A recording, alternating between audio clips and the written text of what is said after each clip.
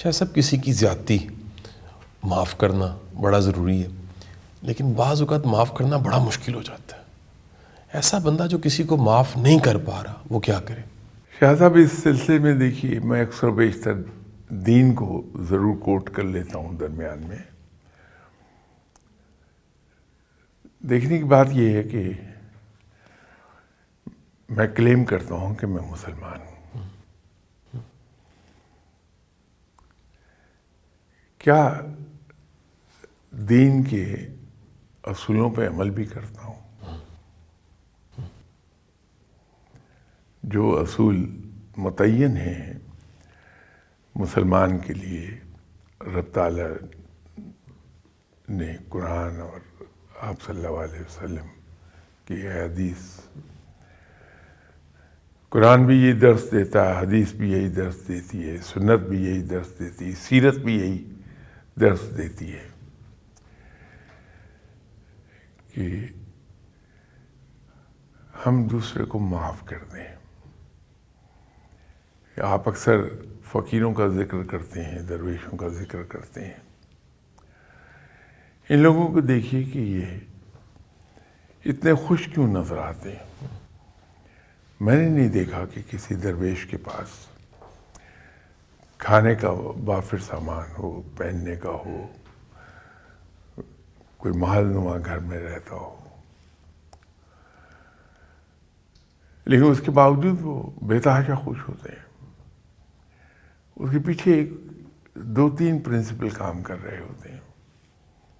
قناعت تو ہے، وہ ہم سبھی لوگ کہتے ہیں، لیکن ایک دو ایسی چھپی ہوئی چیزیں ہیں ان کی جس پر ہماری نظر نہیں جاتی. وہ یہ کہ انہیں کسی سے گلہ شکوہ اور شکایت نہیں ہوتی، حالانکہ انسان ہے وہ.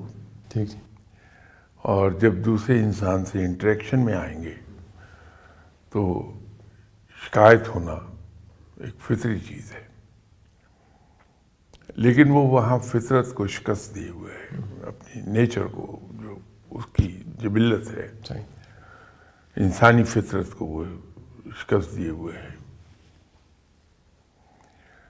اس کی وجہ یہ ہے کہ اس نے ایک چیز سیکھ لی،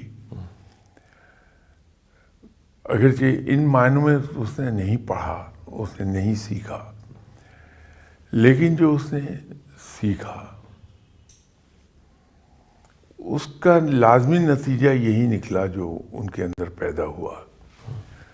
اب اس نے یہ سیکھا کہ خلق خدا سے پیار کرنا ہے.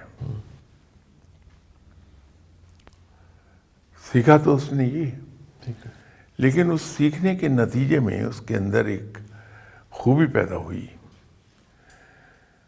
کہ اس نے ہر شخص کو جیسا وہ ہے ویسا قبول کرنا شروع کیا. گلے شکوے ختم ہو گئے. دوسرا اس نے ایک کام یہ کیا کہ وہ ایک پرنسپل پر چلا گیا کہ میرا کسی پر کوئی حق نہیں ہے، لیکن دوسروں کے سب کے میرے اوپر حق ہیں. تو جب وہ اپنے حقوق کے بارے میں بھول گیا،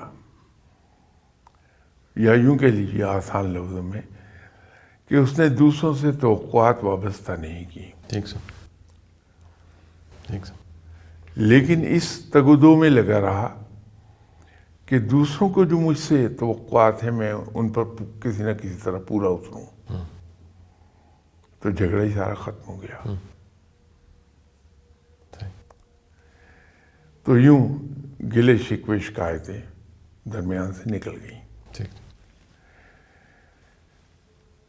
تو اگر ہم دین کے ان اصولوں پر چلے جائیں کہ کھلے دل سے معاف کر دے اللہ کے نام پہ، یہ بنیادی چیز ہے کہ اللہ کے نام پہ اسے معاف کر دیں. اور یہ کہنا ضروری نہیں کہ جاؤ میں نے تمہیں اللہ کے نام پہ معاف کیا. دل میں آدمی سوچ لے کہ میرے رب کا بندہ ہے، اسی رب کا بندہ جس کا میں ہوں، غلطی ہو گئی، میں بھول جاؤں گا. تو ایک تو بھلانا آسان ہو گیا، معاف کرنا آسان ہو گیا کہ رب کے نام پر جب کام کیا تو اب دیکھیے ہم اس کی ایک واضح مثال آ جائے گی سامنے. اگر میں آپ سے 100 روپیہ ادھار لے جاؤں کہ قاسم صاحب یہ میں کل واپس کر دوں گا،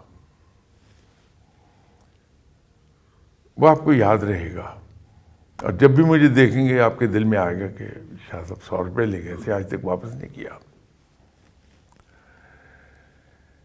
ایک آدمی کو دیکھتے ہیں آپ کہ اسے ضرورت ہے، تو اللہ کے نام پر اس کہتے نہیں ہے کہ اللہ کے نام پہ دے رہا ہوں، کہ اللہ کو راضی کرنے کے لیے اس مشکل میں آئے ہوئے آدمی کو 1 لاکھ روپیہ چپ چاپ دے دیتے ہیں، یہ لے لیجیے. اگلے لمحے آپ کو یاد نہیں ہوگا کہ میں نے کسی کو 1 لاکھ روپیہ دیا، لیکن وہ 100 نہیں بھولے گا آپ کو.